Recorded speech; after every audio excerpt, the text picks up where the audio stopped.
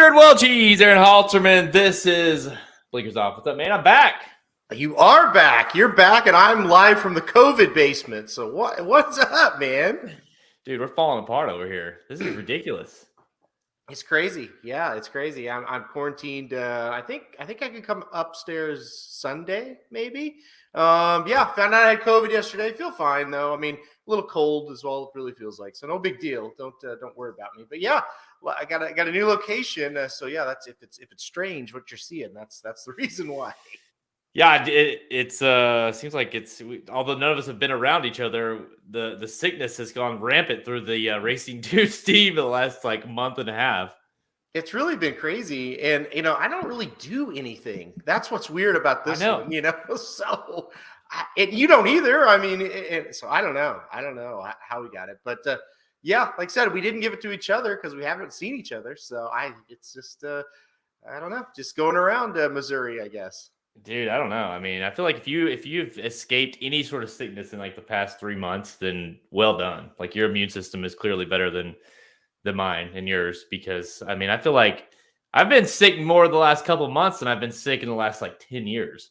It's weird. Yeah, I think it's just been like one of those bad winters where COVID obviously going around, and then you had something else that was going around that was mimicking COVID, but it wasn't. I mean, we're falling apart a little bit from that perspective. I told Heather, I said, maybe just staying in this house the rest of our lives would be fine. Get everything delivered and just walk the dog. That's when we go outside. That's it. Well, let's be honest. I mean, I've been to your house. You're doing okay down in the basement. Life is not super difficult down there. I see in the background, Blinkers Off is on the projector down there. I mean, I'm guessing you're surviving. It's been okay. Yeah. I've got the TV here, and I've been able to watch whatever I've wanted for the last 2 days. So, yeah, it's been okay. I'm surviving, and that's the main thing, Jared. You just got to get through these next few days, right? Yeah, it's tough that it fell on a weekend of racing for you. That you got to stay down there, not be bothered. How's the food situation? Does she just sit it down, bring it down and put it at the bottom of the stairs for you? Or how's that working? Yep, that's exactly what she's doing. Yeah, I've got all my lunch and breakfast and coffee stuff down here, but yeah, for dinner I have nothing. So yeah, she just sits it in the bottom of the stairs, and I come and get it. So it's kind of like I'm in a really nice jail. So the food's better than jail, but it is kind of like you're in a bigger jail with a lot more freedom, but not too much. Yeah, you go outside on your own. You have rec time if you want. Yep. How does the food do you have any say in what's being ordered? Or is it just a bell rings and you go get whatever's at the bottom of the stairs? So I ordered something today that she went and got. Well, I didn't order it, but she went and ordered it and got it for me. I don't know how long I don't know if that'll last through the 4 or 5 days I have to be down here. By the end, it may be actual jail where it's a cookie and a peanut butter sandwich, and it's just thrown down the steps. I'm not sure, but so far, yeah, it's kind of just been I just tell her and she goes and gets it. So. Jeez, how do I get one of those? I mean, well, you have to get COVID, I think. Well, I don't know. That still wouldn't work for you. Hey, when I was sick, I had to fend for myself. Well, listen, the Tinder girls don't give a shit about when you're sick. You're just off the roster. If you listen to Papa Dude's advice more about dating, maybe you wouldn't be in this problem. Oh shit! I learned so much from that show the other night. That I don't know if I could ever repay him enough. For the advice. Although knowing your dad as well as I do is it's pretty damn funny getting advice from him.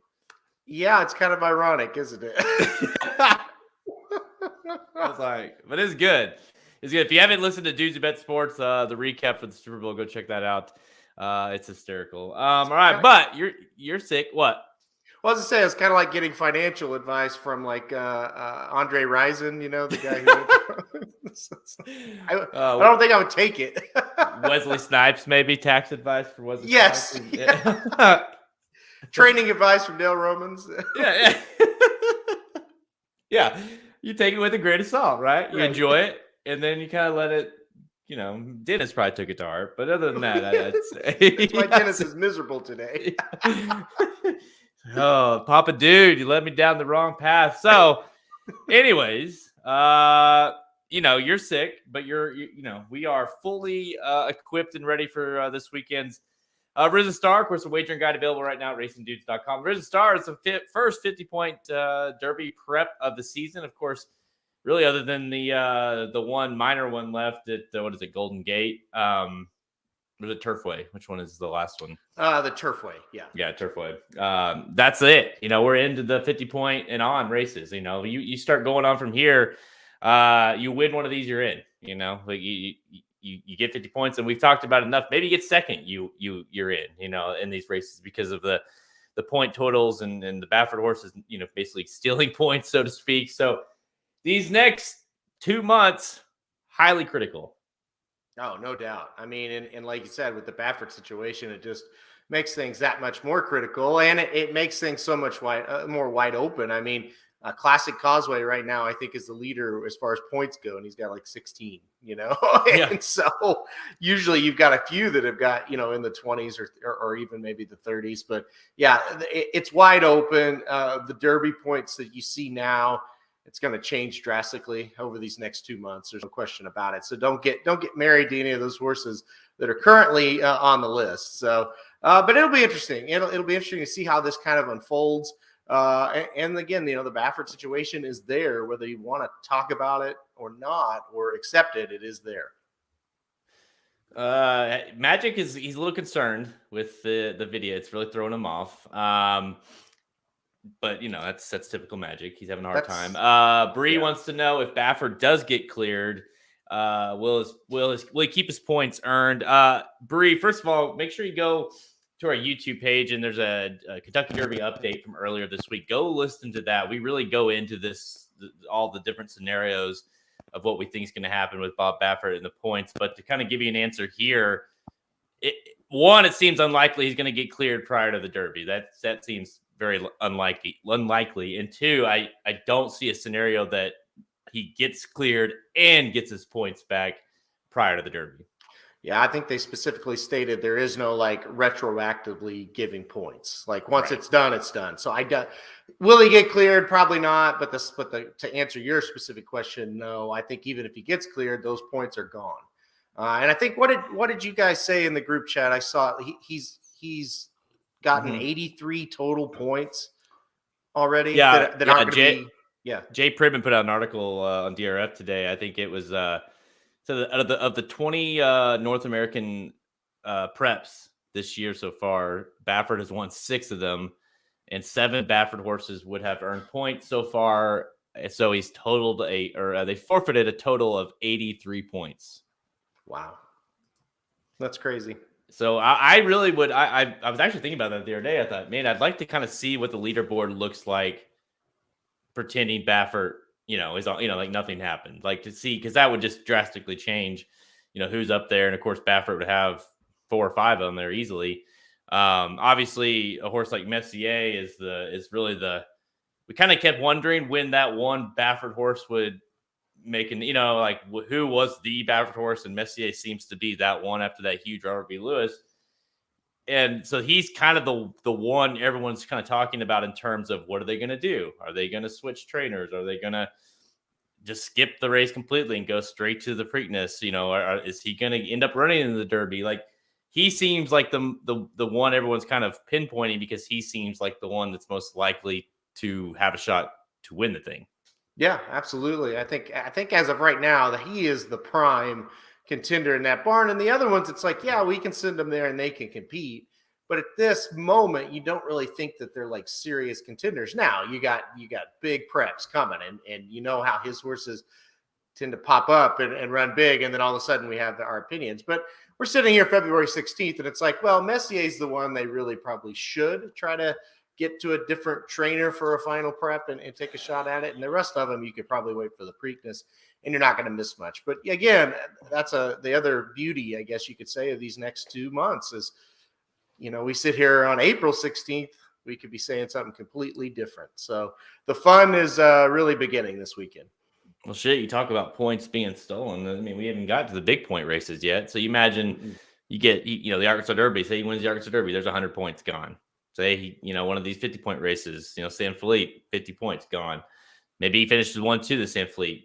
There's 50, 70 points gone. So it's just like if they continue to win these races and steal points, it's going to continue to push the number lower in terms of what it's going to take to get in, which certainly makes it interesting and makes it very difficult to kind of figure this thing out, because you're going to have horses with like 10 points that are getting in that might mix up the race a little bit in terms of pace or whatever. So it's definitely an interesting year with Baffert. We'll see how that plays out. And obviously we talk about it all the time on our YouTube channel. So make sure you go subscribe and listen to all those different videos we have out there about Baffert and what that scenario looks like. But let's get to this weekend, because we have a huge weekend. It's not just the Risen Star. The entire Fairgrounds card is absolutely massive this weekend. Of course, you have the Rachel Alexandra as well, which is an Oaks prep race. So we're going to talk about all the greatest stakes action this weekend at Fairgrounds. So let's do it. This show, we do preview the 400K Risen Star Stakes, the 2022 Kentucky Derby prep race at Fairgrounds. We're also going to get some rapid fire selections for the undercard, the greatest stakes undercard at Fairgrounds, including the Rachel Alexandra, a Kentucky Oaks prep race. Let's go. All right. Let's do it. It's called branding, Michael. It's called branding. You should have like that screen have one on too. And that way we can just continue, like it would almost be like a trippy effect. Like we could just continue to have the screen get smaller and smaller. Really would throw off some of these guys. I like it. I don't know how to do that though. Oh, I don't. I'm not expecting you to do it right now. No. You got COVID, Braden. Exactly. Yeah. That's your excuse. Exactly.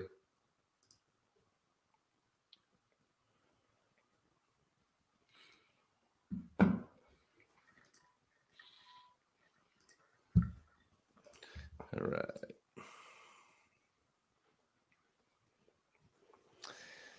All right, let's do it. Let's do it. 3, 2, 1. Saturday at Fairgrounds, we have a major Kentucky Derby prep race. The first major Kentucky Derby prep race of the season. The Grade 2 Risen Star Stakes, 400K Risen Star Stakes for 3-year-olds go to mile and eighth. Race 13 on the program. And again, Kentucky Derby prep points are at stake, 50, 20, 10, 5 for your top 4 finishers. And like I said in the opening, you win here, you're going to the Derby. You get second, you probably are still going to the Derby, especially some of these already have got some points. So field of 10 lines up here, including the return. I say the return, making his 3-year-old debut, number 8, Smile Happy, who is kind of, if you had him number 1 early in the season, you kind of thought, well, but as we've gone on, even without him running, he continues to strengthen his resume, considering who's come back to win races that he beat in the Jockey Club. So he comes back, but shit, man, you picked a hell of a race to come back. They go to the Risen Star with him, and you've got the likes of Epicenter, and you got the likes of Zandon making his return. You got Slow Down Andy, the horse that beat Messier at Los Alamitos, coming into this race as well. So Smile Happy, Halterman, it obviously starts with him. He'll be the favorite of this race. He is the favorite of this race. How do you approach this one? Because this race is not easy, considering how good he is. Yeah, I mean, I think everybody kind of, it's not everybody, but most people are kind of saying, hey, this is the toughest prep we've seen yet as far as the depth of this race. But you look at this and say, okay, Smile Happy won the Kentucky Jockey Club by 3 1/4. It wasn't even a race. He dominated. The second place finisher came back and dominated the Sam F. Davis.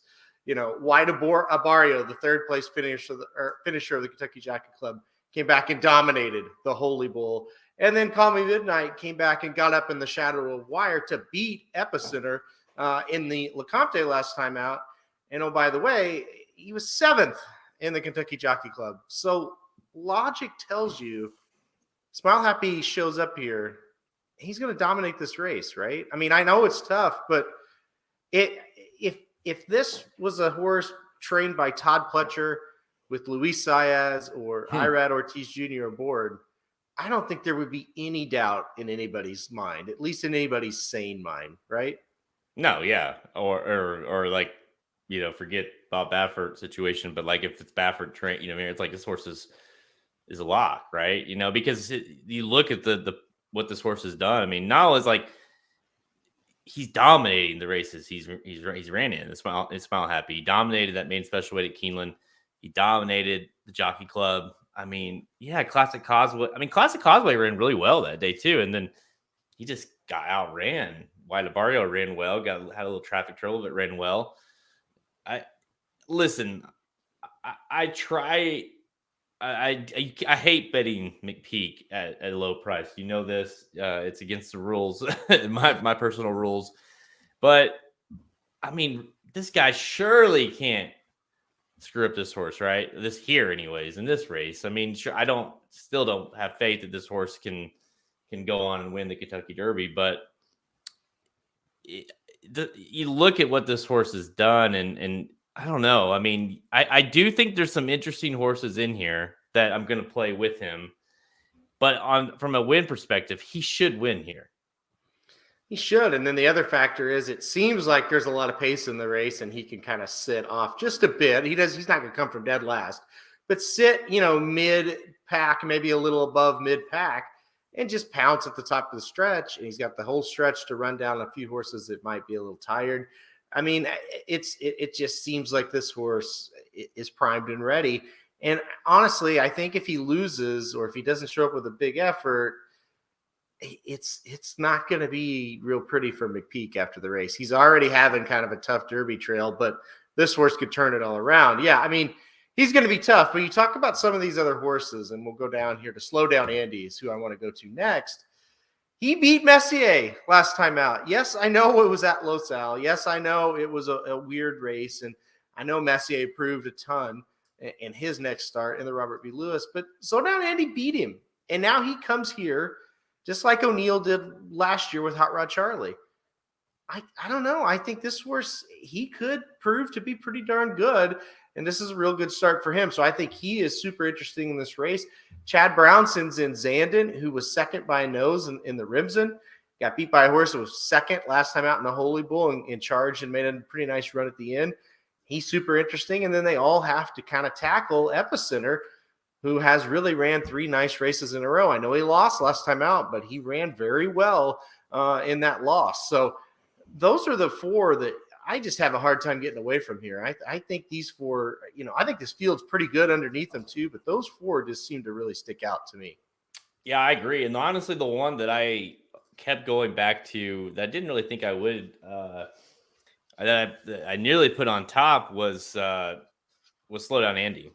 I just, you kind of wonder how what that race was. Los Al is weird sometimes, but like obviously Messier came back and ran huge, massive. But you rewatch the Los Al Charity and man, Slow Down Andy is he's just green and dumb, really. I mean, I kind of at the time you kind of thought, well, both horses like are re-breaking and it's just insane, but Slow Down Andy like gets the lead and then kind of like loses interest. His head's all over the place. Messier kind of gets back up the rail, and then he's like, "Oh, okay, let me get back going." And he goes and just, passes Messier easily. Again, it's like if that raw talent is there, like he could be a lot of different things. So him winning here wouldn't, to me, I think this is a very pivotal race for him to see how legit this horse really is. I'll be surprised if he doesn't show up with the big race. And I see a couple of the haters in the chat, but I'm with you. I watched the replays of all these horses extensively on Monday, and he beat Messier, and he did it while acting like a fool. Really, Mm-hmm. I'm with you, and so I watched it and said, because when I watched it at first, like when it happened, I was like, that is a complete throwout. But you watch it again, you watch some of his other races, and you're like, this horse is just he doesn't get it quite yet. He's just kind of goofy. He's just kind of green. if he kind of puts it together, I think there's enough talent here where he can be competitive. Like I said, I couldn't get there with him and bet him to win or pick him to win, but he's kind of scary to me. I think he could show up and run better than people think. I know it's Los Al, and I do kind of agree with that sentiment of, hey, Los Al, weird things happen, but I think he does have ability. So he's a little scary to me. He's also the one where I don't really know what he is. Like, I think Epicenter is kind of like a midnight bourbon, right? I think he's good. I don't think he's great. I think we can use him as a measuring stick, much like we did with Midnight Bourbon. So I know what he is. I think I know what Smile Happy is.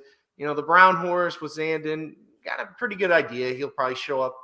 If he wins, it probably means a couple of them didn't run very well. But slow down Andy, I can't get a feel for it, really. I'm a little scared of him. Yeah, and Doug O'Neill's not, he's definitely not afraid to ship horses over, across the country for races like this. I mean, like you say, he did it with Hot Rod, and he's got a horse in the Oaks. We'll talk about that one, or the Oaks Prep, I should say, the Rachel Alexandra. That he's not. I don't think he's bringing either one of these horses with the intention of losing.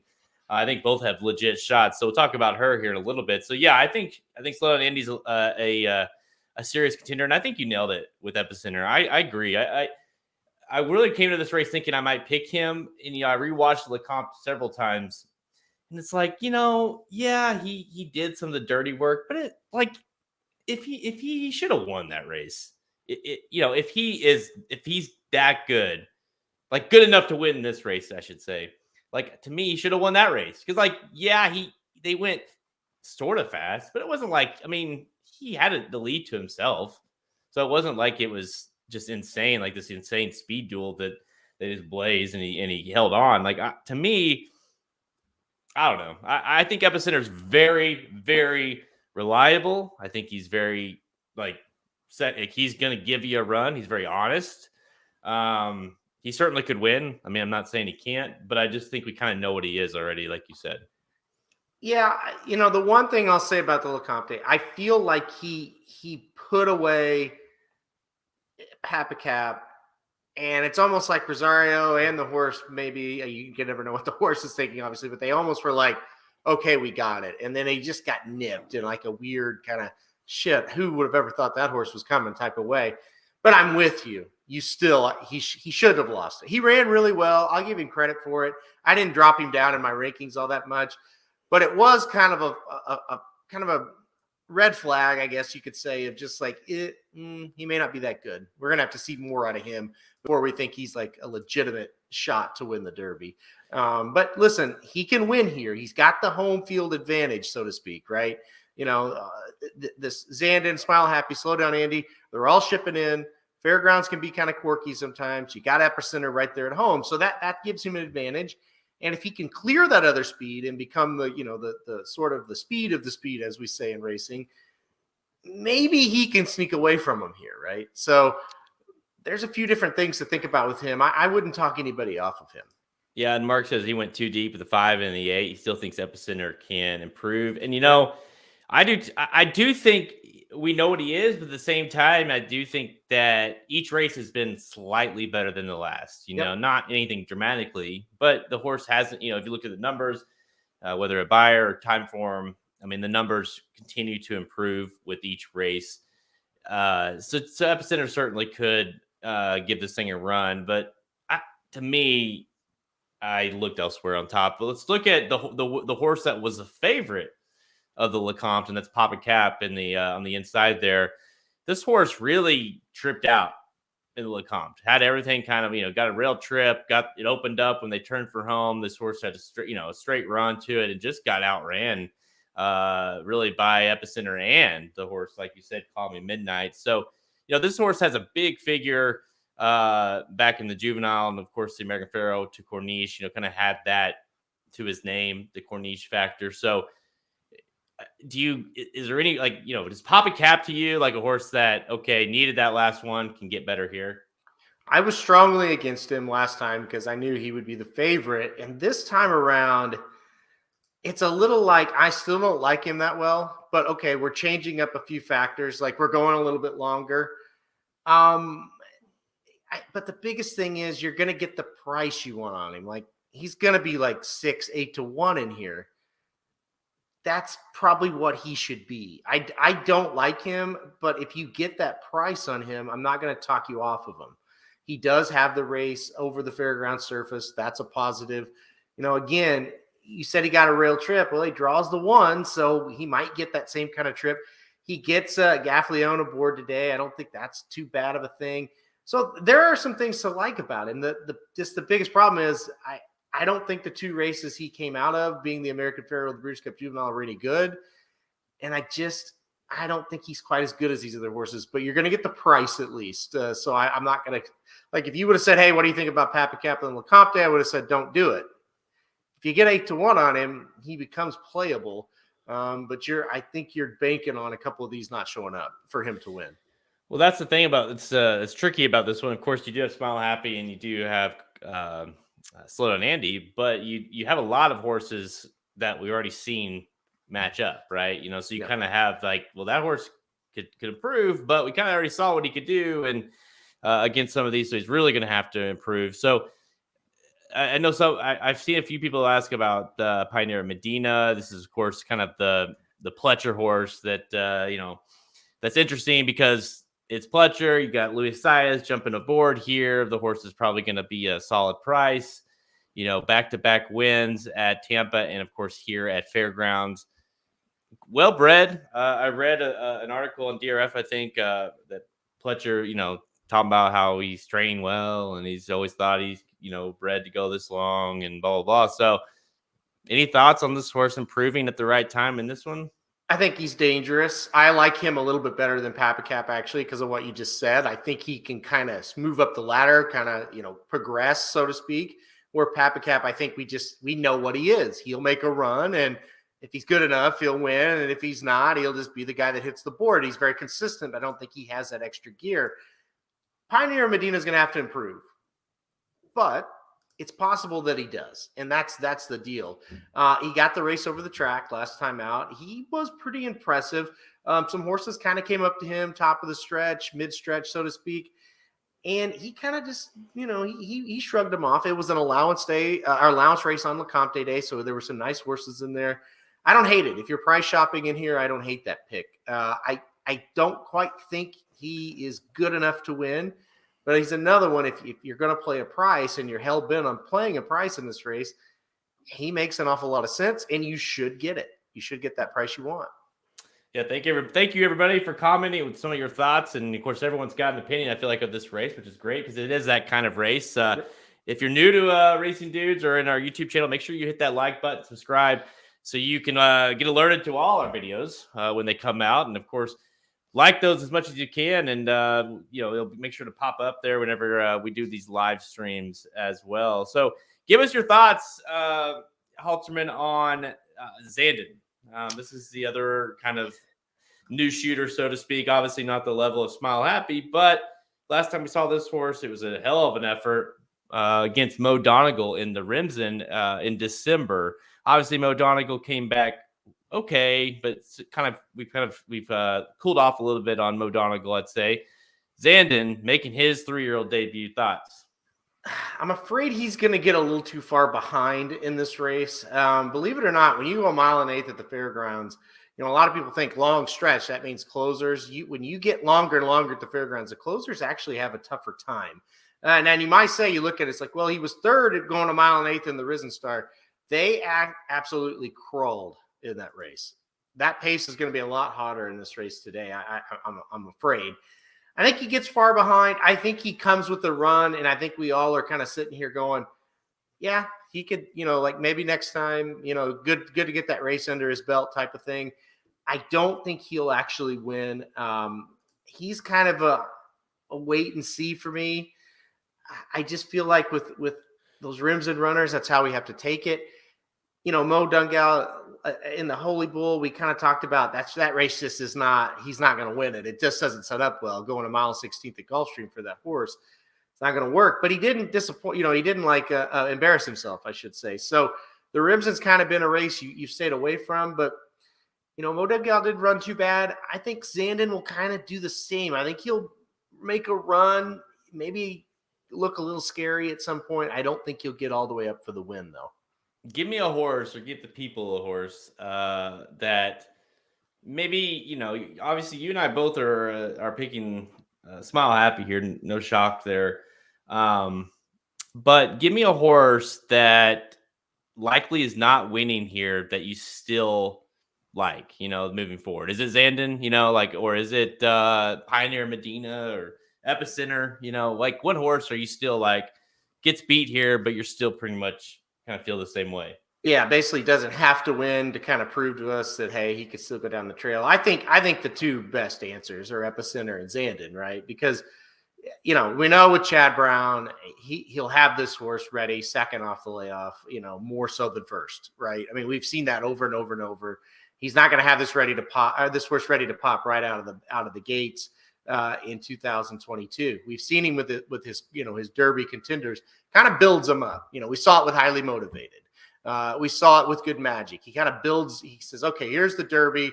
We'll build backwards from that. Their biggest race will be at the Derby. That's when we want him to pop. So I don't think he needs to win it. And with Epicenter, just because we've seen Asmussen do this, Midnight Bourbon and Gun Runner, don't forget, as a 3-year-old, he was good, not great. He really progressed as a 4-year-old. Epicenter, I think, he can still make the Derby, be a factor, even if he loses here. I think the ones that really need to win to flip it on the other way, or at least run very well, it's definitely Slow Down Andy, because we still have this horse could be a fluke question mark, right?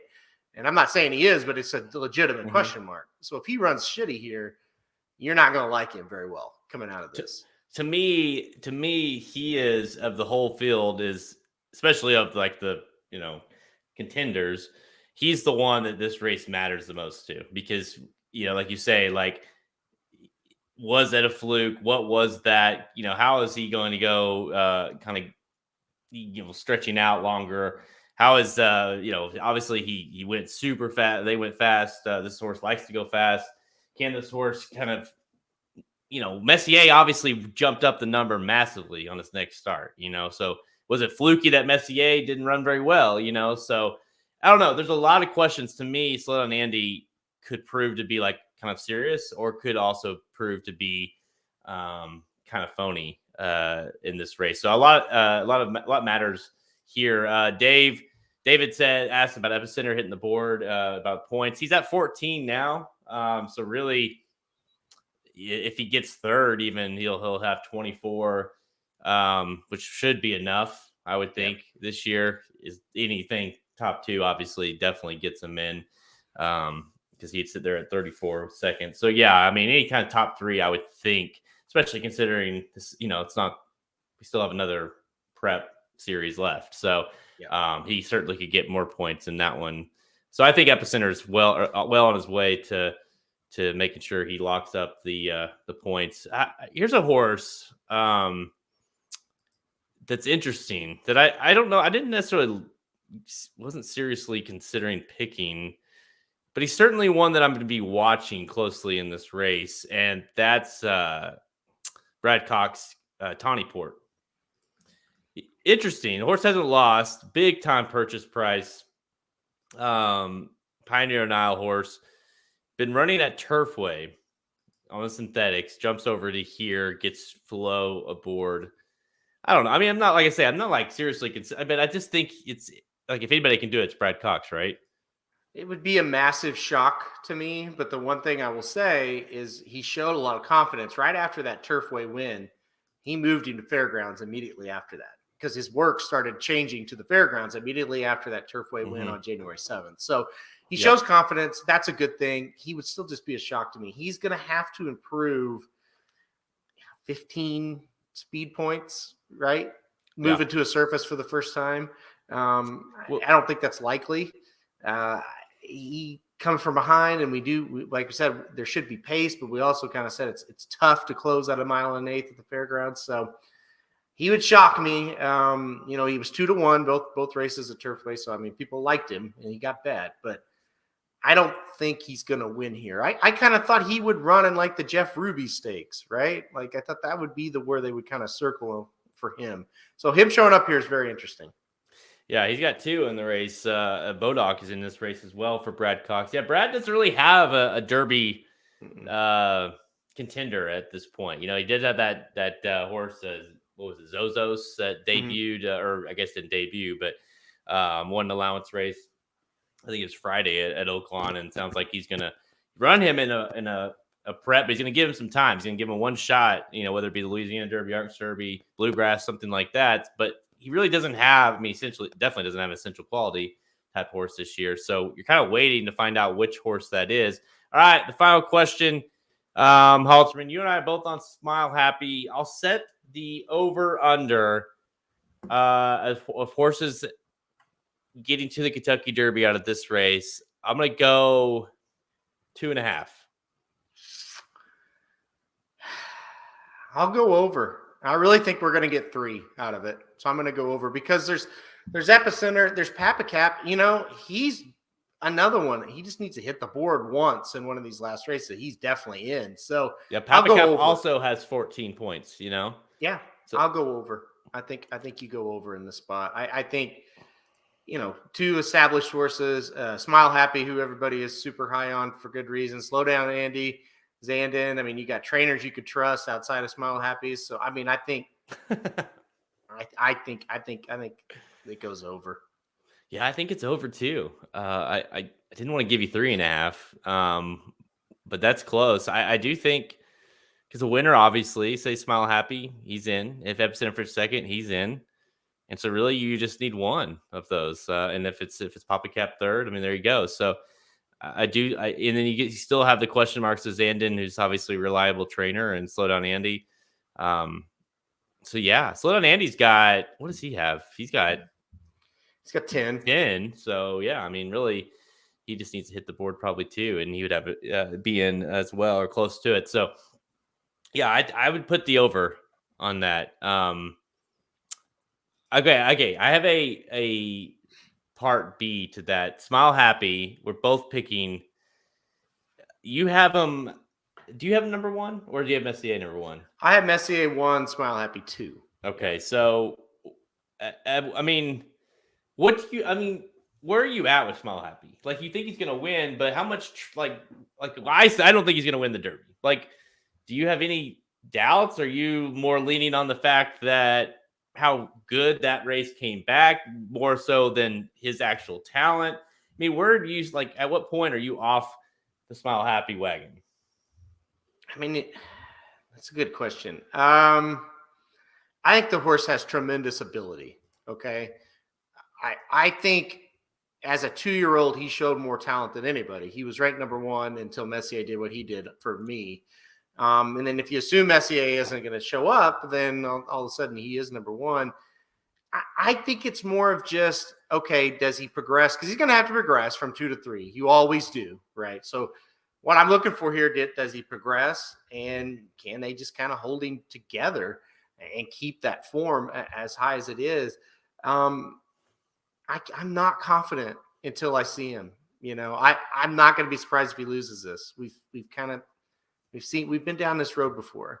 I think Michael Myers said it earlier. Other than Swiss Skydiver, McPeak really hasn't been in this position with a favorite in these kind of races. You usually want McPeak when he's a price. He sneaks in there and steals one, kind of like he did in the Kentucky Jockey Club. Let's remember, this horse was 12-1 morning line, got bet down to 9-2. But that's the kind of runners he usually wins greatest stakes races with. Now we're going to be the morning line and out. We're probably going to be 8-5, and we're probably going to bet down to 4-5, 6-5, something like that. It's dicey, but you know, he did do it with Swiss Skydiver. He held her form for a whole year. So if the horse is good enough, I think he can get the job done. So I'm cautiously optimistic, I guess would be my final answer on that. Yeah, he's never even been below. Gosh, I think he was a little over 3-1 in his debut. Smile Happy. So yeah. I mean, this is a huge, you know, difference in terms of kind of the target on your back. Smile Happy, and yeah, I want to see him, like, you know, if he wins here, fine, but then, you know, throw in a dud in the next race, and then I'm more interested in him in the Derby, like 10-1. Yeah, then I'm like, all right, I can get on board with him at 10-1 to win the Derby. Yeah, but him going into the Derby as a favorite just makes me want to puke, right? Yeah, it definitely. And this comment is like, Does McPeak switch Smile Happy to the turf if he loses? I mean, even if he wins, he might run him on the turf. It's like that's the thing. It's just random. You just never know. He'll run Smile Happy on the turf and continue to run Tiz the Bomb on the dirt. That's what he'll do. So we haven't even mentioned Corey Lannery. There's nothing wrong with him, but he's not the guy you want in a race like this.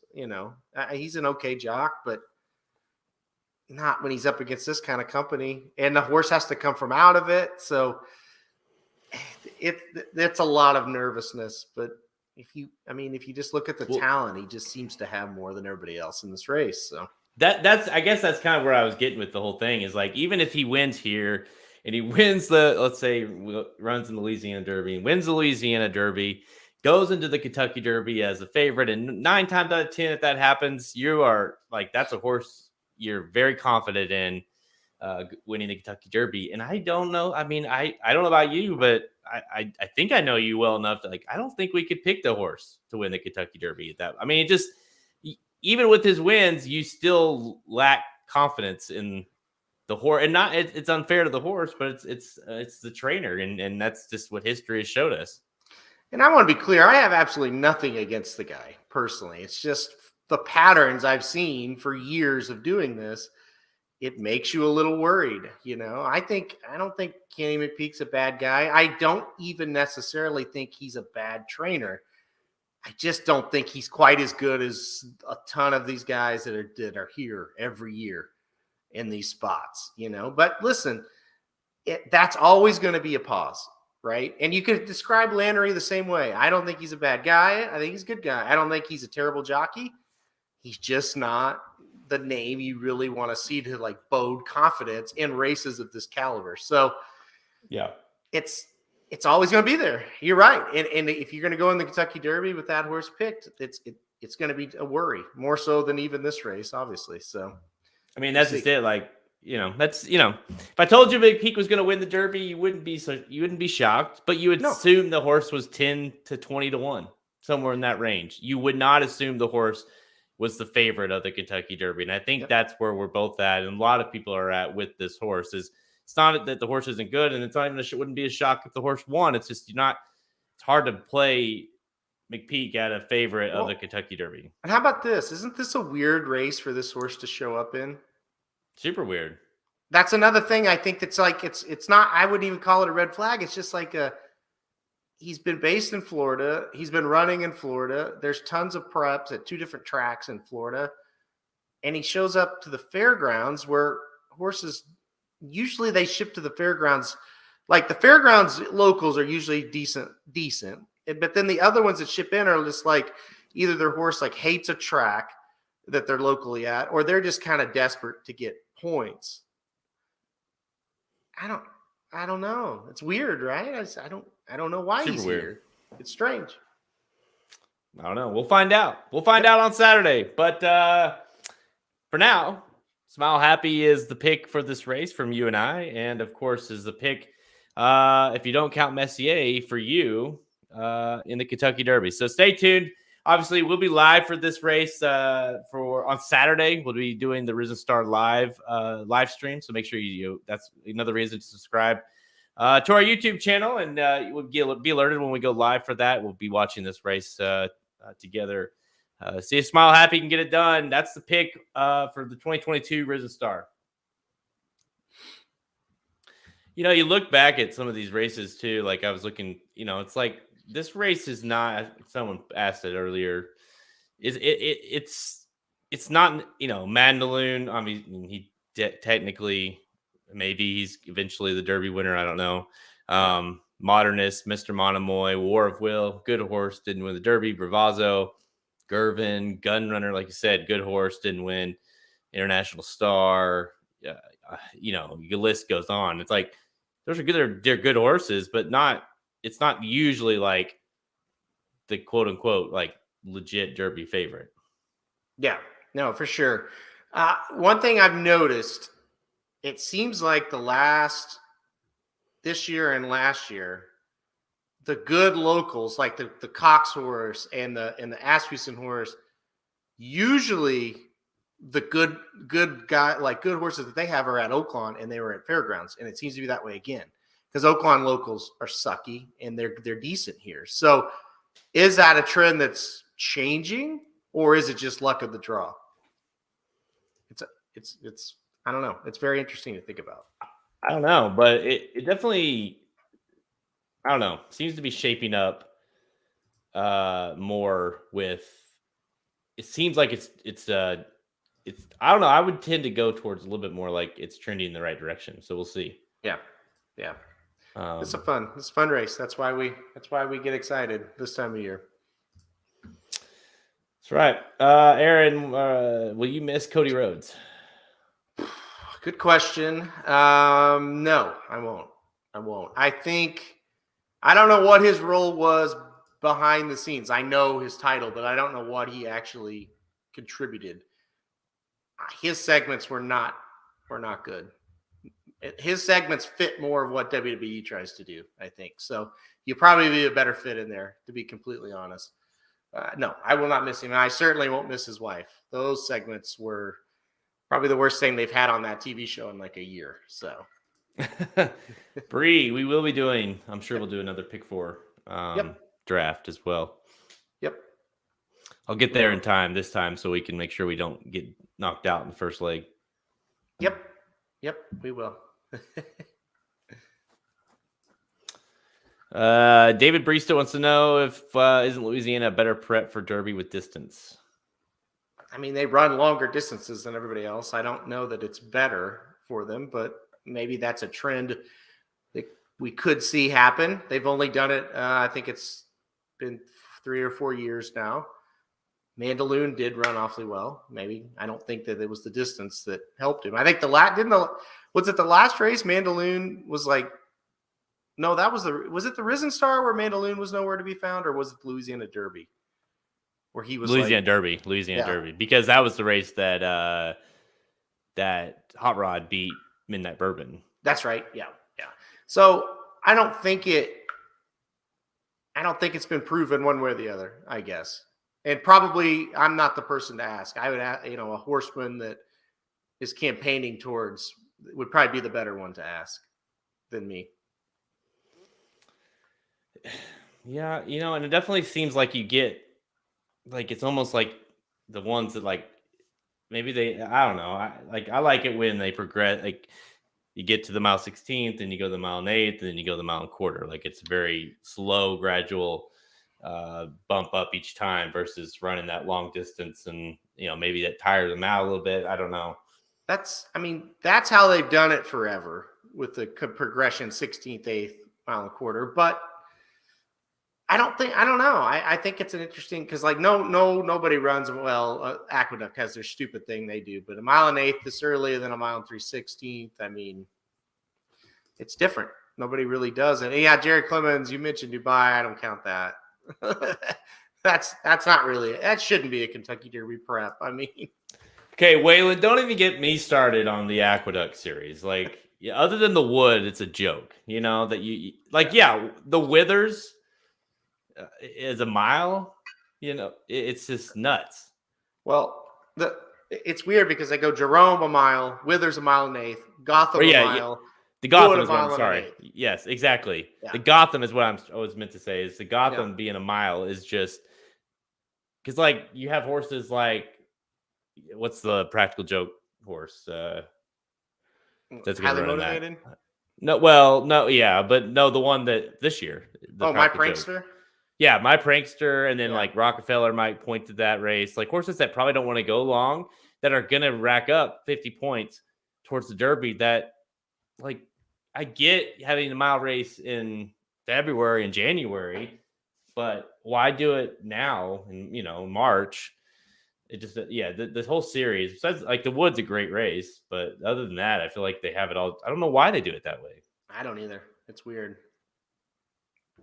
All right, let's get some rapid fire here. We've got 6 stakes on the entire card, including the Risen Star. We're going to talk about three graded stakes. There's 4 graded stakes and the 2 listed stakes. Of course, get the wagering guide. You can see there on the screen, racingnews.com on the products page if you want to get your hands on that. It's available right now, 11 pages. We got covered the whole card. But yeah, we'll get into this the stakes rapid fire here right now. You ready?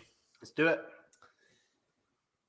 All right, time for Rapid Fire, presented by the Inside Track to the 2022 Risen Star. Get the all-inclusive 11-page wagering guide to the 2022 Risen Star this Saturday, February 19th at the Fairgrounds Race Course. Features in-depth analysis of all 6 stakes on the card, including the 400K Risen Star that we just talked about.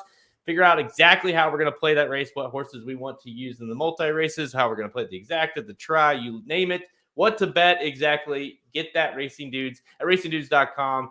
It also will include race-by-race analysis, betting suggestions, and multi-race plays for the entire Fairgrounds card. The multi-race plays have been killing it on these guides lately. All it takes is one of these cashes to come in on these multi-race, and it pays for not just pays for the guide, it pays for your day. I know a couple guides ago, you hit one for what was it, like 1,100 on the early pick 4, pick 5. So definitely worth playing for that. $29.99. Or you get these for free at racingdudes.com if you are a subscriber. So go to racingdudes.com to learn more. All right.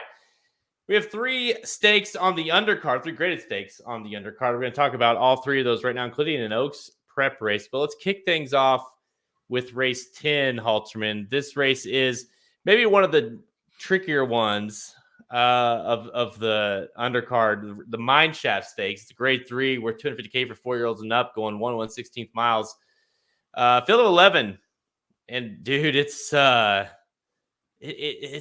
not quite like some of those races where you have like the Boulevard of Broken Dreams, but it's like the level above that. You just don't quite have really great horses in here, but maybe there's a few that could kind of continue to make the improve. Olympiad, Miles D, midcourt shows up. Bezos is back. Halterman, give us a rundown. What do you like in this one? I really think it's a 2-horse race. I think a lot of the horses, like you said, are the ones that have just been very disappointing. But I think Olympiad and Miles D are 2 horses that are they could have a big year this year. They're both newly turned 4-year-olds. You look at Miles D, show me the race where he's been bad. Like, he got second in the Curlin after breaking his maiden at Belmont. He got third in the Travers, and that's a pretty good race. He won an allowance, and then he beat Speaker's Corner, who came back to run really, really well at Gulfstream. So I think Miles D will be tough here. I like Olympiad a little bit more, though. You look at this horse. I mean, broke the maiden and beat a Cattle River in Greatest Honor way back as a 2-year-old. Long layoff, showed up and got second in allowance at Saratoga and just got smoked by Baby Yoda, who just freaked that day. That horse is not very good, but he ran huge that day. Came back and won at Keeneland, got 4th in the Cigar Mile behind 3 really good horses. The 2 Pletchers, American Revolution and Falling Sea, I think are going to have big years this year. Plainsman got 3rd in that race and finished just ahead of Olympiad. Plainsman came back and won, a stakes last time out at Oaklawn Park. And then won by 7 in an allowance last time out at Gulfstream. I think these 2 horses are pretty good. I picked Olympiad on top.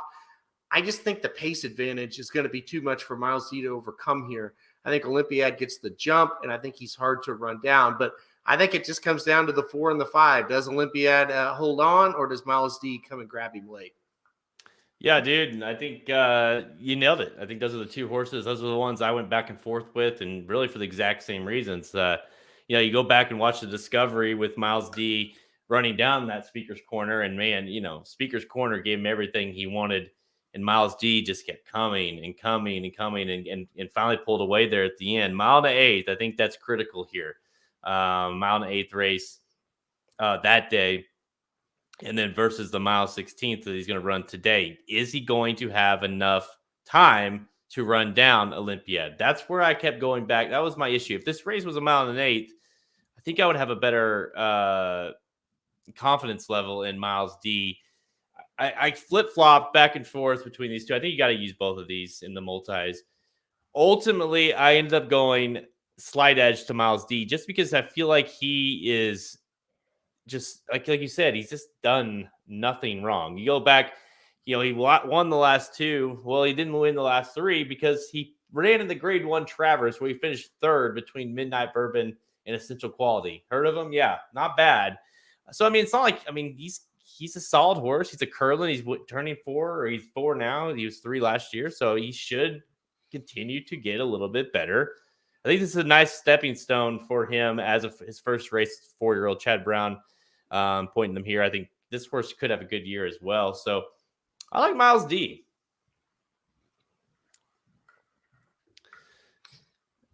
I think it's a good pick. If he wins, I'm going to be semi-mad because I had him on top for a while. And well, he's gonna. He'll give it a run. Just a matter of if he's good enough to get there or has enough time to get there. Like I said, that mile 16 versus the mile and 8th. That's the only thing. But yeah, I like him. I think he's gonna continue to get better. I do too. I like him a lot. A lot of people in the chat like Happy American. I think that horse can challenge. I couldn't get there on top though. Yeah, Happy American to me, I don't know. I didn't love really. Yeah. The numbers, I'm wondering how good those the numbers, those last two, it's like seem inflated, but I don't know. What about Untreated? Did anybody like Untreated for Pletcher? I thought about him a little bit. I don't know.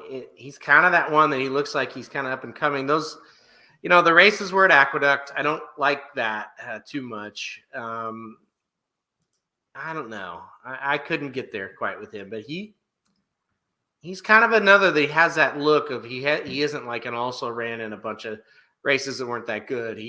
He's kind of up and coming, so to speak. Yeah, he's ran 2 good races back to back.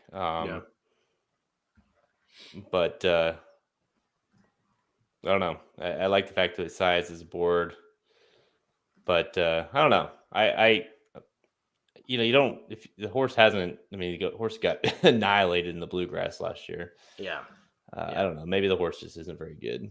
So, all right, let's go to the next one. Let's go to race 11, the Fairground Stakes, grade 3 with 150K for 4-year-olds and up, going about 1.18 miles on the turf, field of 11 Halterman. And dude, I think all these races we're going to talk about here, including the Risen Star, they're wide open events. You've got a bunch of options in every one of them. It's going to make this pick 4 sequence especially extremely difficult. But if you get through it, you might be rewarded here. You look at the Chad Brown horse, the first time started for Chad Brown, the 6 at Adamo. Sure. What do you think of this one? And is that the horse to beat? I played him by complete default. Because I really didn't like the race that had Halo again and 40 under and 2 Emmys. Monarch's Glen. I hated that race. I had Halo again. He should have finished the deal. I don't think if he couldn't have won that one, I don't think he's going to win this one. So I kind of faded those horses. And that kind of led you to a horse like Largent. And it's like, yeah, he didn't look very good. I think I got him on a ticket, but I just like, yeah, he didn't look very good. So yeah, I think this Chad Brown horse, the 6 Adamo. Okay, we'll call him that. I was the same way. I was like, I don't know if it's Adhamo or Adamo. But anyway, makes the debut here. The form doesn't really jump off the screen with him, right? But he's been running at the big tracks in France, so he's faced good company. Jose Ortiz aboard. I think that's a good sign. Usually first time with Chad coming from overseas, they run huge. I kind of was just like, if this horse is any good at all, I think he wins here. And I think the only one that can really beat him if he's any good is Largent, and it's questionable that Largent still has that kick. So, yeah, I ended up on the Chad Brown runner here. Yeah, dude. It's tough because you look at his past performances and, he was running, in the kind of the big, France, the big kind of group races, but you just getting beat, wasn't close. But we do know, like you said, how good Chad does with these horses. First off, it's I think he's like at 40%. First now, gets Lasix as well. First Lasix, he's at almost 30%. Gets, Jose Ortiz to ride. There's a lot to like in that regard. So, the horse certainly should be a contender. And he runs in a great, in a great stakes race right off the bat. Like he at least put him, bringing him to fairgrounds to put the shot right. Like he's not, he's been training them obviously down in Gulfstream, so it's like he's bringing him up, so he's got to be. He thinks he's at least bringing him over, I should say. He thinks he's got a shot. So yeah, I think you got to use. I do think Mark said you got to spread. I agree. I think you go. I mean, 40 under is interesting for Maker at a price. That Satin, I don't know, Satine. I like that horse. Brendan Walsh horse that nearly won that Grade 1 Hollywood Derby last out. I think that horse is super interesting. I might, this time in a few days or after this race is over, I might be really pissed that I picked Largent, but I am going to pick Largent. Because there's enough reason to say, okay, he was off a year layoff. He just wasn't fit. Pletcher said like he didn't have him to the fitness level that he wanted to. See if that's bullshit or not. Size is back to ride again. Like, and if he runs back to anything close to what he was running prior to him taking his year break, he'll win. It's just a matter of if he has that left, that kind of kick, like you said. He's been working well. That's the big thing for me is you look at how he was working going into that turf race at Gulfstream Park last out, and he was running. I know you're not a big workout guy, and I'm really not either. But when you just look at the times, this horse was working like 4 furlongs and say about 50 seconds. And then he goes right into now his last work. He puts up a bullet in 48 and 4. So I mean, the horse is definitely working better than he was going into the last race. How that corresponds to Saturday, we'll see. But I definitely think we're going to get an improved effort. And you know what? You might get at least a better playable price than what. I mean, this was a horse that we thought for a second might go to the Pegasus World Cup turf. If he would have won. He would have dominated on his return. So I think the talent's there. It's just, can he come back? So I'm gonna take a shot with Largent.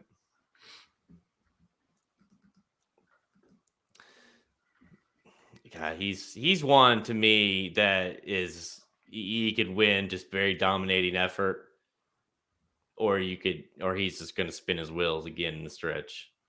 I think he wins or he's 5th. Exactly. Yeah. Unless the brown horse is just really, really good and they run 1-2, Yeah, run away with it. Yeah. Here's the deal. Those other horses aren't very good. Right.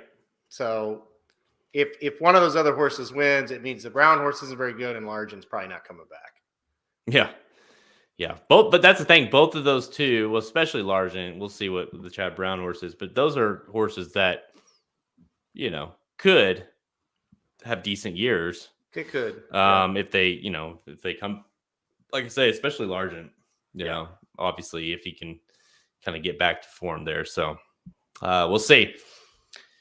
All right, let's go to race 12, the Rachel Alexandra Stakes. Of course, this is a Kentucky Oaks prep race, 50, 20, 10, 5 for your top 4 finishers. So yet again, you win here, you're in the Oaks. Second, you're definitely in the Oaks probably as well. Purse is $300K for fillies, 3-year-olds going to 1/16 miles. Field of 11 lines up here. It's race 12. It's the race right before the Risen Star. And, yet again, we're sitting here with a field, Halterman, that you've got some serious players. And you don't necessarily have a Smile Happy in here like kind of a standout, but you have a couple standouts. And it makes this race extremely difficult. I thought for a second, like I might go, to me, it's one of those you could even make a case like you're either singling or you're going like, 6 deep here because to me, it could go either way. I think if you're singling here, you're just drawing one out of the hat and going with it. Like, I don't know how this race to me was one of the hardest races I've handicapped all year. I had a ton of different horses on top. I ended up on one that I usually don't take horses like this, but I went with Divine Huntress on top, the 5 horse. You know, this horse looks like it's been, it not looks like it has been privately purchased and sent to Grand Motion. Ran last time out at Parks, won by 12, and just looked like a freak down the stretch. I mean, like visibly the jockey holding the horse back, and she's trying to run faster. Just ran away from him like a good horse would at Parks. This race is obviously going to be much, much tougher. But look, Jose Ortiz jumps aboard here. When him and Grand Motion hook up, it's a high percentage. In the last year, 30% win rate with these two guys. Another race where I think the pace is going to just be wicked hot. I think Divine Huntress gets a great trip in here. She's not like have to come from last type. I think she sits mid-pack and pounces. I really like this horse. I think it is a bit dicey. I want to get a price on her, and I think that was the other thing. I think Lacrete will take money. Awake at Midnight's going to take money. Hidden Connection will take money. I kind of view Divine Huntress as one that's going to get ignored a little bit, and I think could pull off what I hope is an upset. If this horse is 2-1, I'm not going to be happy. I picked this horse with the idea that she could be 5, 6, 8, 10-1.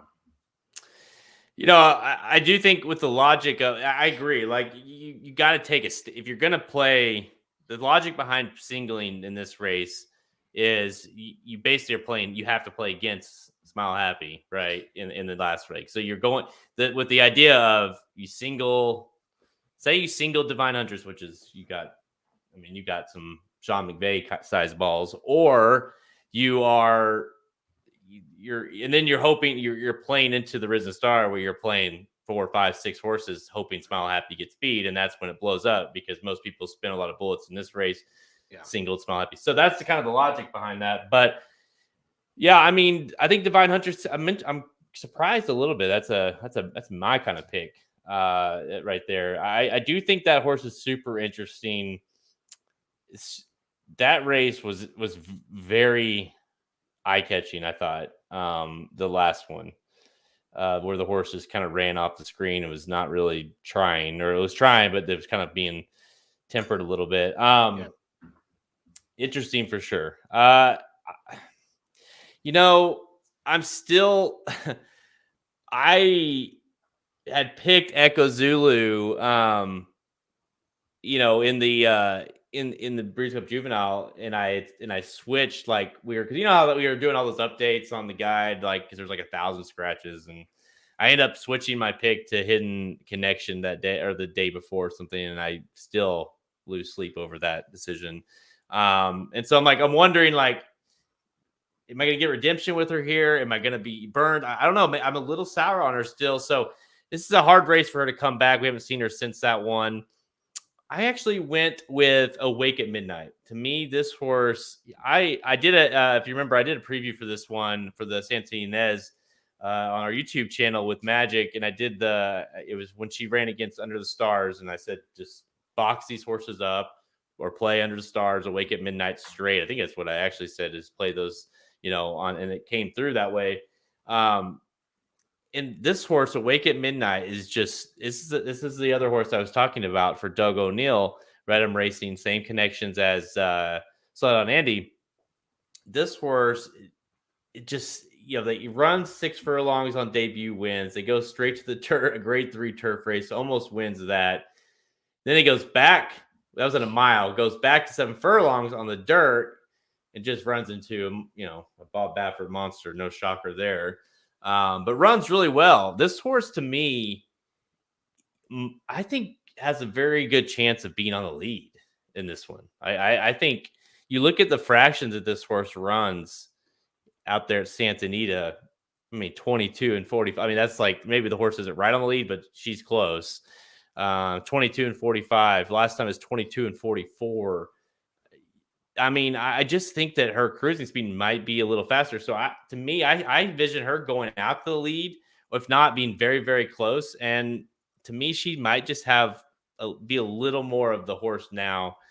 I am interested in what price you're going to get on her. But Awake at Midnight to me is the horse. I don't know. What did you think of this of Awake at Midnight? I liked her. I've got her on tickets. Do you think she can stretch out? Yeah, I'm not worried about that. I'm worried that number might be a little inflated in the Santa Ynez there. It was a good race, but I'm not a huge Under the Stars fan. And so that's kind of was my pause, and I put the horse on top. The problem with this race is the pace depends on Hidden Connection, who after that race last time out, it's like, I don't know. What is she really? We'll see. Turner Lose, who has shown great speed on the turf. Will she show it on the dirt? And then I think you can count on your horse, Awake at Midnight, and Lacrete, because they've done it on the dirt before in a big race. So if the 7, 1, 11, and 9 are all out there, I don't think it bodes well for your horse. But if it's just like the 1 and the 9 and the 7, 11 didn't really get out there, then I think your horse has a big time shot. So I think that's what's going to come down to. I think this is a pace makes the race type thing. I do like your horse a lot, though. I think she does have talent. And like I said, I think she will stretch out okay. I don't see why she wouldn't. A Nyquist out of a Union Rags mare, I think 2 turns will be fine. I had her on top for a while. I had Dreamlith on top for a while. I mean, I've played with a ton of these horses. But yeah, I like your horse here. Yeah, Mark likes Dreamlith as well. Out of that Goldenrod. Yeah, I definitely think this is a pace race for sure. I do envision like if she's just naturally fast enough, she'll just get to the lead. If they're flying, she has set off every race. Awake at Midnight, that is. Yep. So I don't necessarily feel like that's going to be an issue. So I kind of like the versatility in her. At least I believe she has. And the stretch out, I'm with you. I think she'll stretch out, and if she can carry that speed, I think she's just a little faster than a lot of these. So, I think that makes her very dangerous. We've seen West Coast horses come out of the West Coast and run at a place like Fairgrounds, and you look at a race and it's like, yeah, there's 4 or 5 that could get the lead, and the West Coast horse a lot of times will outrun them. You think of Hot Rod Charlie last year when he shipped here. Remember, there was a lot of horses they thought, well, this could be hot pace, maybe he sits off of it, and then he'd go skate to wire because he's just naturally a little faster. So that could be the situation here. Again, I think you're going to know the horse's chances at the half-mile pole. Give me real quickly. I know it's rapid fire, but give everyone, because this has the setup possibly for pace meltdown. You kind of alluded to that. Give us a crazy horse that you might use that if this thing melts. I mean, yeah, that'd be crazy. But what's a price you think that could win the race if the thing melts down that you might be using? North County, maybe. I think the horse could come from out of it. Kind of got one of those trainers that can win a race like this at a price. Adam Besetska is kind of a guy that will pull off an upset here and there at this track. Has undefeated 3 for 3 in her career. And again, I think the pace is going to have to come back, but I think North County can win if the pace does kind of come back to her. Horse by Not This Time, who's a great sire this year as well. A very good one. I like that. Like that one as well. Dreamlith would be one. I don't know how big of a price Dreamlith will be. Candy Raid is interesting for Desormo, but I don't think that horse is good enough. What about the Pletcher, Goddess of Fire? That horse likes to come from way out of it as well. If this thing melts down, maybe that horse comes running late. I just don't like that horse very well. I had to pick another one because you stole mine, North County. But yeah, I do think North County is the most likely. The horse hasn't lost with the pace meltdown. I love that horse coming late. Yeah, it just hasn't shown enough. It's both of these Pletcher horses in the big races could really make you angry. If like Pletcher and Saez win and knock you off tickets, it's like, how did I let this happen? Oh, I know. But they just don't. And I would play Pletcher, shipping if they look anywhere close to good enough. These two just don't to me. So. All right. This is an Oaks race, so I'll ask you the same question I do for the Derby preps. What kind of race is this? Rachel's usually a pretty good race. What kind of race is this for the Oaks? Really, really tough crop right now. But I think the winner here is definitely a player because this is a really strong field.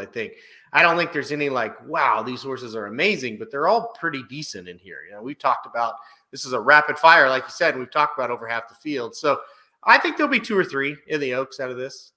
I mean, you look at this race, Clairiere, Finite, Serengeti Empress, Monomoy Girl. It's a solid. I'm a Chatterbox, Untappable.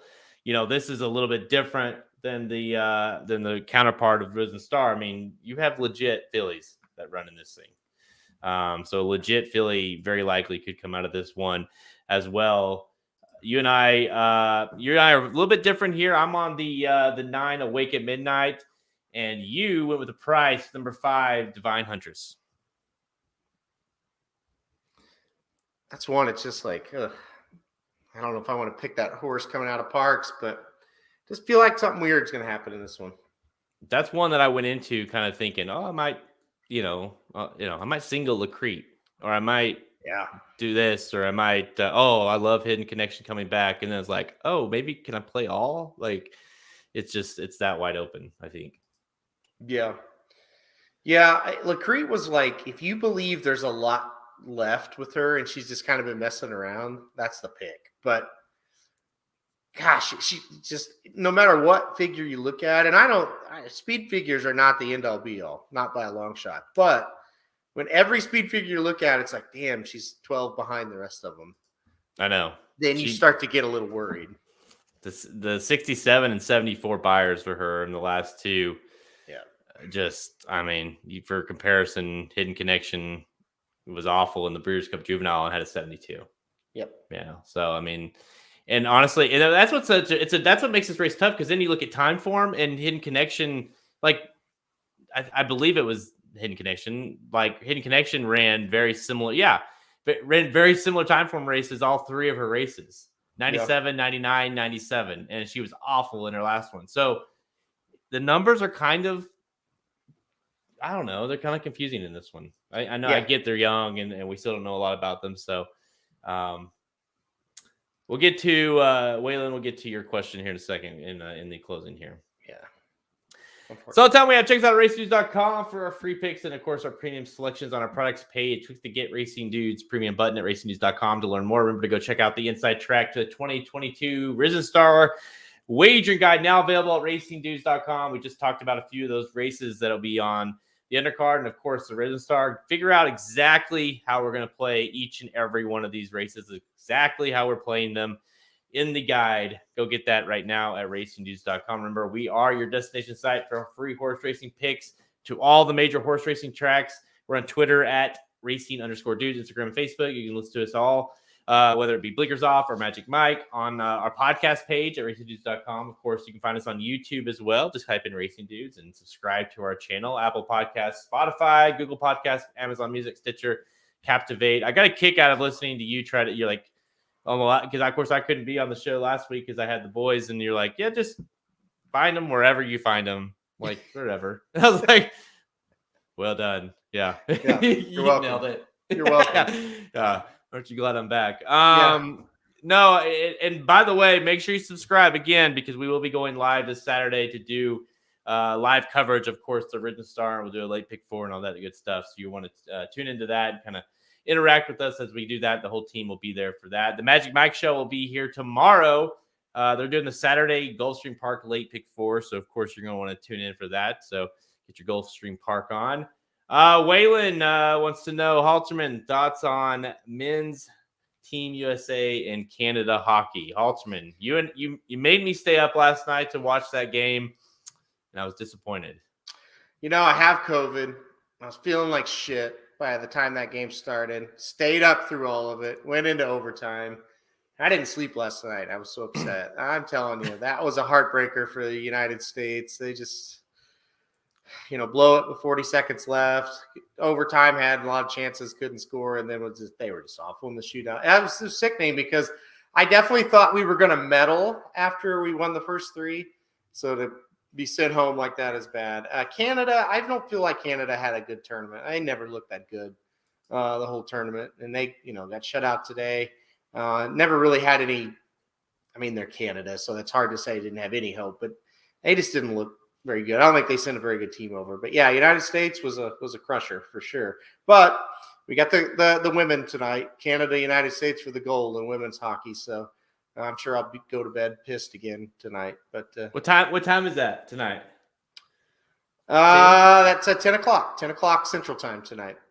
All right. Well, I'm gonna stay up again for you. No, I'm not only kidding. I'd be up anyways, but I'm gonna watch it for you. Well, this game tonight is a complete toss-up. This is one of the best rivalries in hockey, believe it or not. And these two teams are so much better than everybody else. And the difference tonight is I kind of expect us to lose because Canada and the women's side, they've had a phenomenal tournament. And they beat us already. And we've had a good tournament, but we have not been to Canada's level. So tonight I would consider America winning an upset, where last night I expected to win.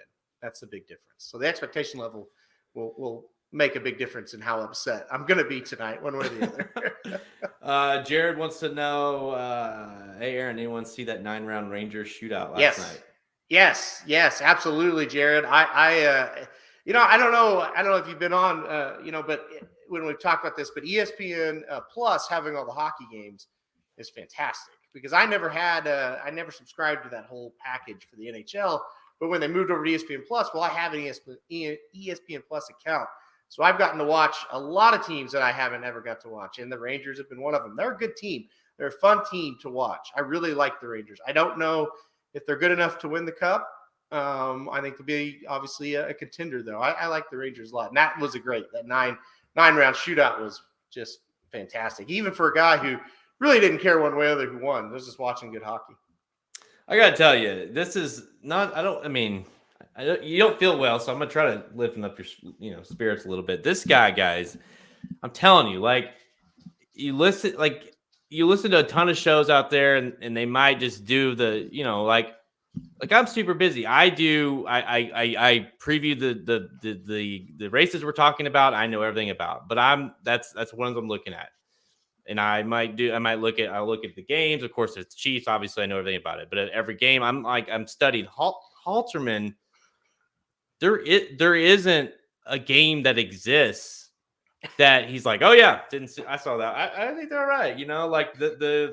This so-and-so Sorensen, that's third, he's looking a little rough, his dad was really good when he played there. It's like he knows everything about now that we have the sports, he kind of he makes it, he feels like he has to do it now. So he's watching every shitty college basketball game.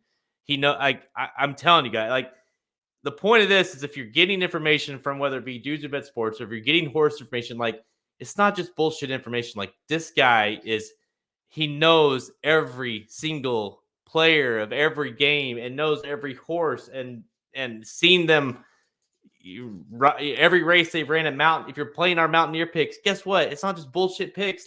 He's watching them every night. It's a perk of being you're not single, but you have no kids. This is what you do, but I applaud you. It's no bullshit what you know.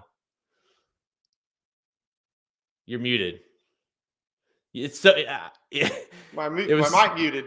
I don't have a life, so therefore I'm that's all I do, and now I'm quarantined, so it's great. It's like I don't have to fight for the remote or anything. So it's great. Yeah. You're watching every single game, and last week I watched the Mutant Ninja Turtles movies. I watched all the Jurassic Park world. I watched all the YouTube bullshit. So we're watching different things at a lot of different times. Well, it honestly, you hit it with the sports site.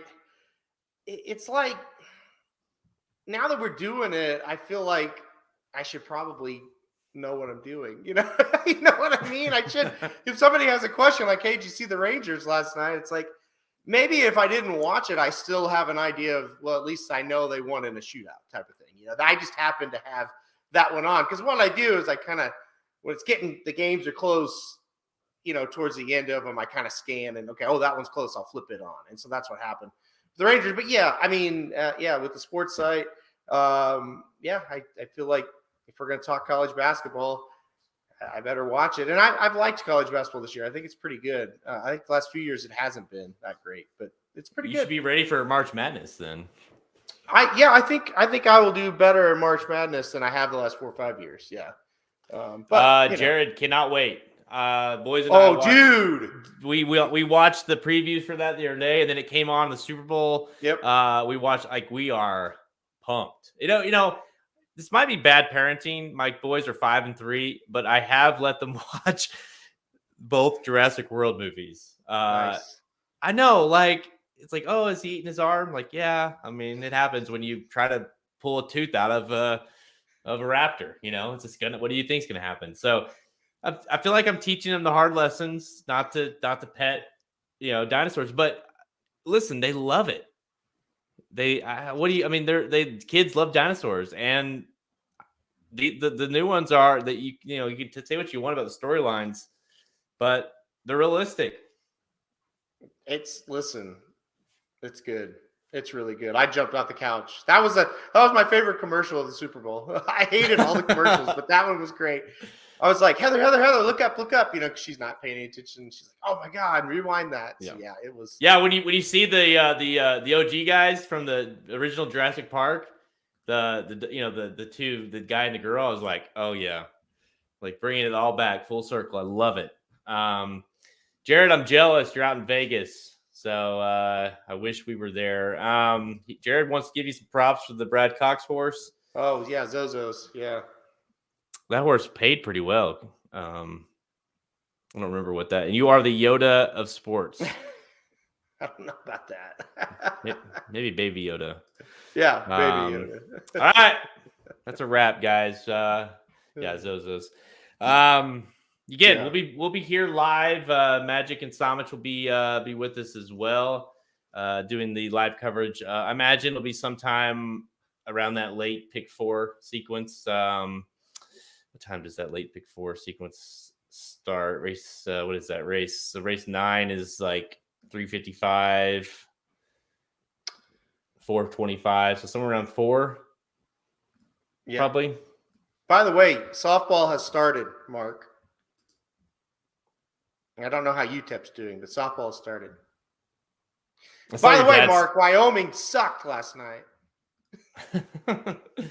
So was it your dad's tweet? By the way, Papa Dude on Twitter is gold. What did he say? Like, OU's not a football school, it's a softball school or something like that? Yep.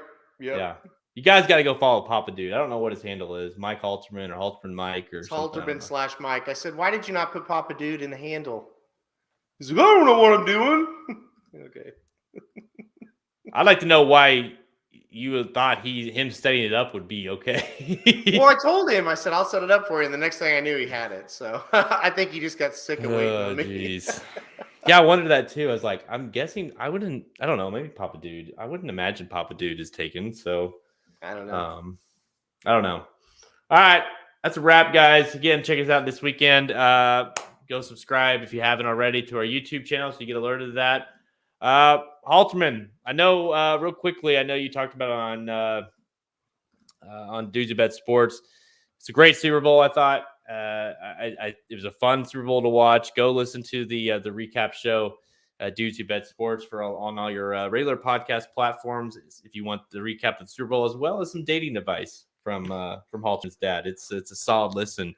Yeah. Super Bowl, good. It was. And by the way, the halftime show, amazing. The halftime show was targeted towards us. I don't know why, but it was, and it was great. Yeah, this halftime show was the best ever, in my opinion, anyway. I loved it. I said on Twitter, that was my favorite halftime show ever, not even close. And some lady goes, no, it wasn't. And I said, really, what was my favorite halftime show ever? Please let me know. You know, yeah. It's so you don't know what your favorite is. She knows. Yeah. But anyway, Super Bowl. I feel like the Rams were getting ready to kind of run away with it. The OBJ injury was huge. It really bogged them down. The Bengals got fortunate that got a no call on the big touchdown pass, and it changed the game. And all of a sudden, the Bengals couldn't really move the ball either, but the Rams couldn't at all.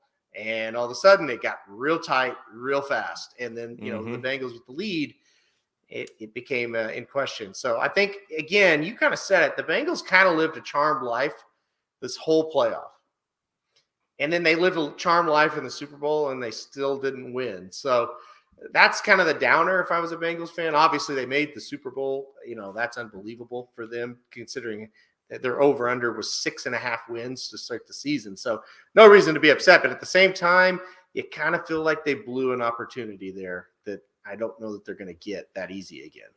Yeah, they definitely, I feel like everything went their way this entire playoffs. It just, everything just kind of was aligned perfect, and it really did in the Super Bowl, like you said, until the end. I thought the calls were kind of bullshit at the end after they let them play the whole game. But I'm not, yes, that holding call, the first holding call on that defensive back, or I think it was maybe a linebacker.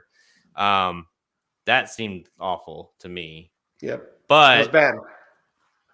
But and that's a shitty part about it, is that was third down, I think. So yep, it was. That could change. That could have been the difference in the whole game. Now the next one or two were clear. Yeah.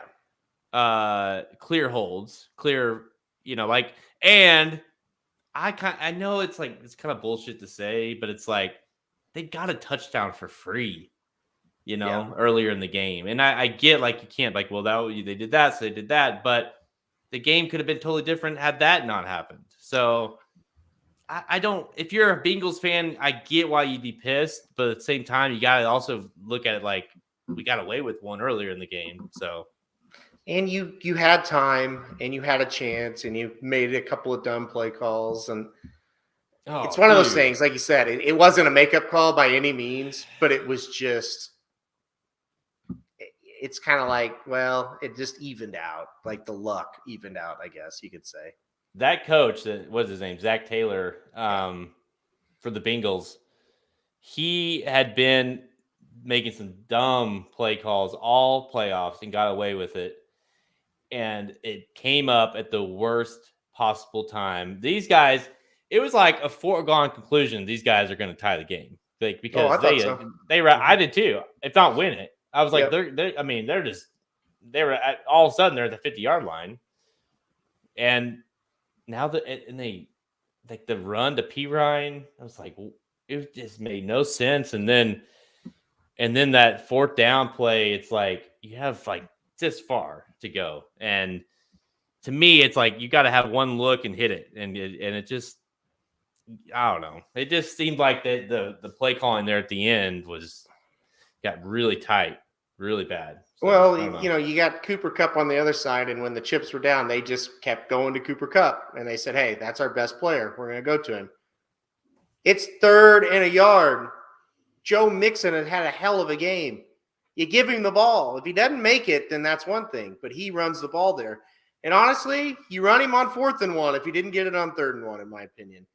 Yeah. And you can't tell me if you run Mixon twice there, he doesn't get it. So it's great. And that's not a knock on P. Ryan. It's just he's not Mixon. Joe Mixon is elite.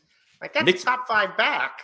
Mixon wasn't in the game for 3rd or 4th down. Nope.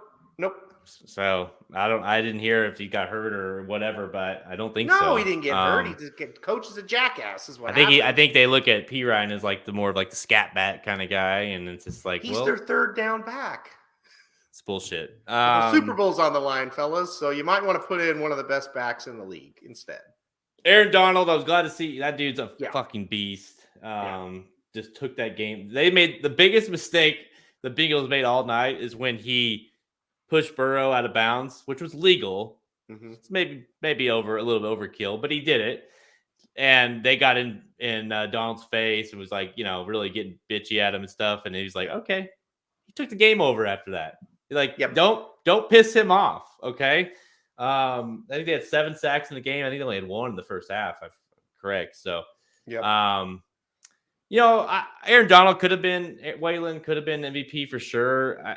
The way that game ended, I thought Kupp just, he literally won the game there at the end. So that's but Donald, if in a pure sense, I feel like that defensive line in particular won that game for them because they were able to shut down the Bengals when their offense, the Rams offense, couldn't do anything. So yeah, they took the game over without any doubt. They took it over. Aaron Donald, just a beast. So I was glad to see the Rams win. Stafford get a ring. Yep. OBJ get a ring. Say what you want about OBJ, but that dude, that trade turned into a hell. Like he came through. He was good in the playoffs. He was really good in the game before he got hurt. Sounds like he tore his ACL though, so who knows? He's obviously free agent, so I don't know what's going to happen with him now. But I will say nothing bad about him because he was the difference maker in the game, and anybody that watches that knows it. And it would be ridiculous for me to say he's not that good. I mean, he was the difference in the game. They looked like $1 million, and when he got hurt, they looked like absolute shit until the last drive. I mean, terrible. Yeah, like couldn't get a first down. Terrible. Dude, they have no Robert Woods. They have no Higbee. Yeah. They were doubling Kupp. The only guy that can beat man on that, Jefferson's not there yet. He's good. He's not there yet. Yep. The only guy that can beat man coverage other than Kupp is OBJ. Yep. And when he got out, now you put all the coverage. You can single Jefferson and you can just go all over Kupp. And like you say, all your guys were out. He was sitting there with Kupp, and then at some point, I think the backup tight end got hurt in the game. Yep. And so they were. I mean, he had nobody out there with him other than Kupp. I mean, so I think that last drive was. By the way, Stafford made one of the best throws I've ever seen in my entire life, and it happened to be in the final drive of the Super Bowl. The dude makes a no-look 22-yard strike to Kupp. I mean, it was just. If you haven't seen this, it's so nasty. That kind of shows you the things they were having to do to try to get the ball to Kupp because, like you said, he was having 2 and 3 guys around him. So he's like, well, maybe if we throw a no look, he'll break open. And he did. So, it's unreal. A no look dime. Yeah. I mean, because they all literally 4 Bengals players, and he's looking this way because he has to get all the coverage to go, or else it's not going to work. Yep. And I mean, it had to be the perfect pass, and it just happened to be the perfect drive. And I don't know what they were thinking putting Eli Apple on him at the end there. I mean, that's ever going to work. Anytime you get man coverage with Eli Apple on Cooper Kupp, that's 100 out of 100. Well, and the touchdown pass was there was nothing to it. He just ran into the end zone. He didn't make any kind of cut or anything. It just run straight and throw it to him. Yeah, it was. Yeah, it was a good Super Bowl. I agree with the halftime. It was like anybody that said they didn't like it made me think, okay, that means it was really, it was really good because everyone that didn't like it was like 60 plus. Yeah, and for sure. They're like, well, I get it. That wasn't for you. So right, yeah. There's nothing. I mean, there isn't much for them in a halftime Super Bowl or halftime show of the Super Bowl. No. Yeah. No. All right, guys, that's a wrap. Thanks everybody for tuning in. We'll be back again this weekend for the Risen Star Live. I'm Jared Welch. He's Aaron Halterman. Good luck this weekend. Oh wait, I gotta play that video. Oh yeah, do the video because I don't want to get in trouble. Don't get in trouble. Okay. Peace.